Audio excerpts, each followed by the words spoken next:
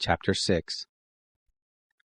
The Lord spoke to Moses, saying, Speak to the children of Israel, and tell them, When either man or woman shall make a special vow, the vow of a Nazarite, to separate himself to the Lord, he shall separate himself from wine and strong drink. He shall drink no vinegar of wine, or vinegar of fermented drink, neither shall he drink any juice of grapes, nor eat fresh grapes or dried. All the days of his separation he shall eat nothing that is made of the grapevine, from the seeds even to the skins. All the days of his vow of separation there shall no razor come on his head, until the days are fulfilled, in which he separates himself to the Lord. He shall be holy. He shall let the locks of the hair of his head grow long. All the days that he separates himself to the Lord he shall not go near a dead body. He shall not make himself unclean for his father, or for his mother, for his brother, or for his sister when they die, because his separation to God is on his head. All the days of his separation he is holy to the Lord. If a man dies very suddenly beside him, and he defiles the head of his separation, then he shall shave his head in the day of his cleansing. On the 7th day he shall shave it. On the 8th day he shall bring 2 turtle doves or 2 young pigeons to the priest, to the door of the tent of meeting. The priest shall offer one for a sin offering, and the other for a burnt offering, and make atonement for him, because he sinned by reason of the dead, and shall make his head holy that same day. He shall separate to the Lord the days of his separation, and shall bring a male lamb a year old for a trespass offering, but the former days shall be void, because his separation was defiled. This is the law of the Nazarite, when the days of his separation are fulfilled. He shall be brought to the door of the tent of meeting, and he shall offer his offering to the Lord, 1 male lamb a year old without blemish for a burnt offering, and 1 ewe lamb a year old without blemish for a sin offering, and 1 ram without blemish for a peace offering. And a basket of unleavened bread, cakes of fine flour mixed with oil, and unleavened wafers anointed with oil, and their meal offering and their drink offerings. The priest shall present them before the Lord, and shall offer his sin offering and his burnt offering. He shall offer the ram for a sacrifice of peace offerings to the Lord, with the basket of unleavened bread. The priest shall also offer its meal offering and its drink offering. The Nazarite shall shave the head of his separation at the door of the tent of meeting, and shall take the hair of the head of his separation, and put it on the fire which is under the sacrifice of peace offerings. The priest shall take the boiled shoulder of the ram, and 1 unleavened cake out of the basket, and 1 unleavened wafer, and shall put them on the hands of the Nazarite, after he has shaved the head of his separation. And the priest shall wave them for a wave offering before the Lord. This is holy for the priest, together with the breast that is waved and the thigh that is offered. After that, the Nazarite may drink wine. This is the law of the Nazarite who vows, and of his offering to the Lord for his separation, besides that which he is able to get. According to his vow which he vows, so he must do after the law of his separation. The Lord spoke to Moses, saying, Speak to Aaron and to his sons, saying, This is how you shall bless the children of Israel. You shall tell them, The Lord bless you and keep you. The Lord make his face to shine on you and be gracious to you. The Lord lift up his face toward you and give you peace. So they shall put my name on the children of Israel, and I will bless them.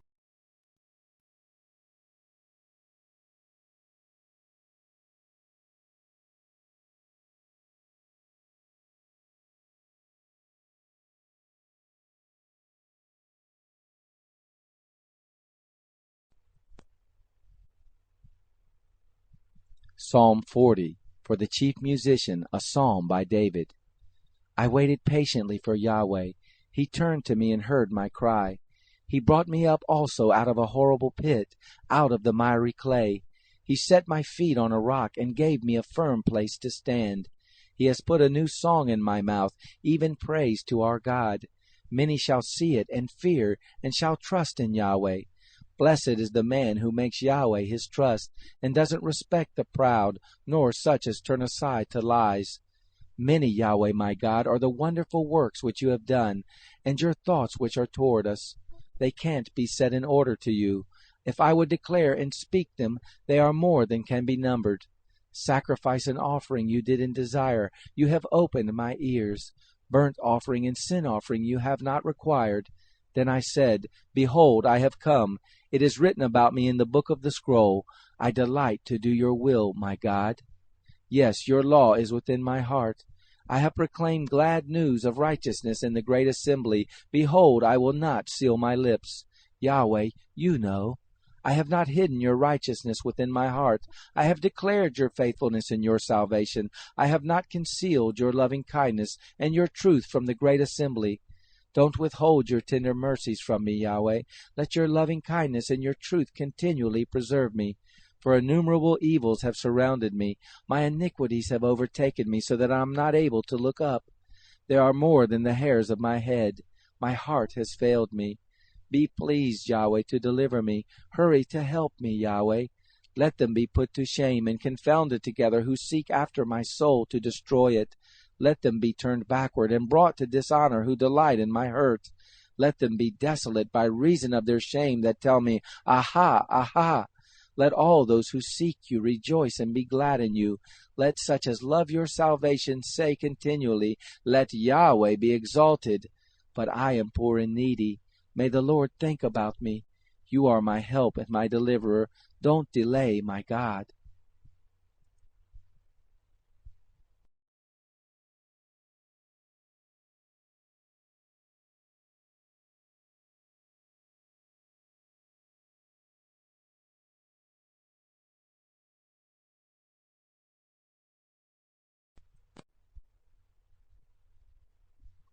Psalm 41. For the chief musician, a psalm by David. Blessed is he who considers the poor. Yahweh will deliver him in the day of evil. Yahweh will preserve him and keep him alive. He shall be blessed on the earth, and he will not surrender him to the will of his enemies.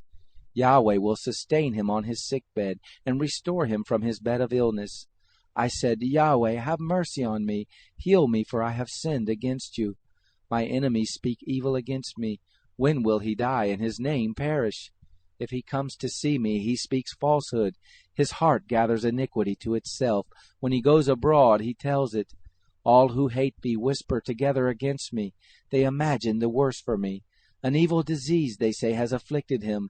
Now that he lies, he shall rise up no more. Yes, my own familiar friend in whom I trusted, who ate bread with me, has lifted up his heel against me. But you, Yahweh, have mercy on me and raise me up, that I may repay them. By this I know that you delight in me, because my enemy doesn't triumph over me. As for me, you uphold me in my integrity, and set me in your presence forever. Blessed be Yahweh, the God of Israel, from everlasting and to everlasting. Amen and amen.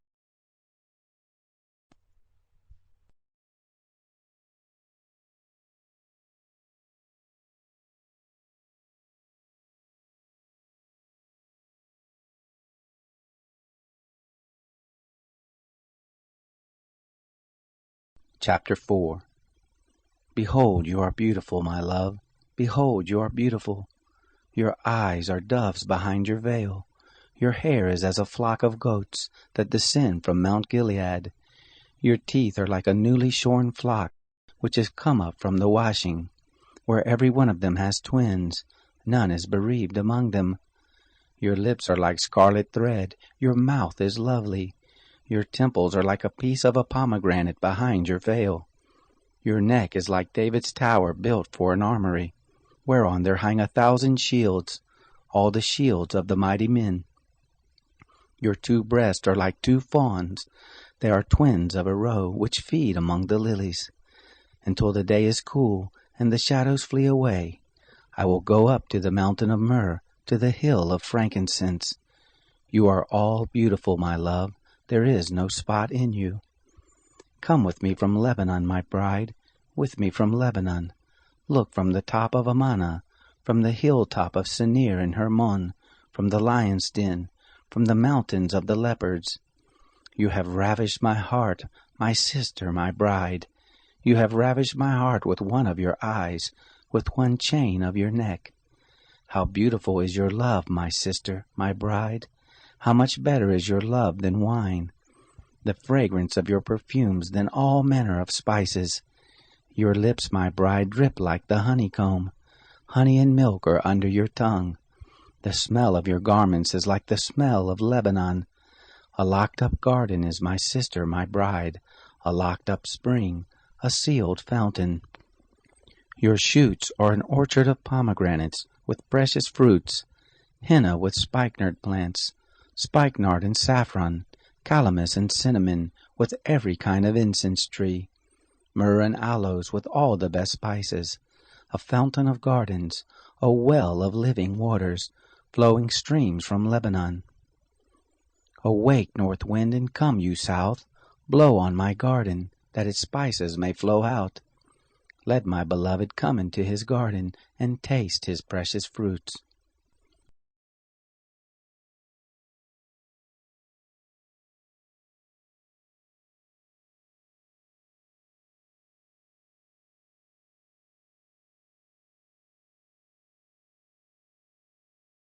Let us fear, therefore, lest perhaps a promise being left of entering into his rest, any one of you should seem to have come short of it.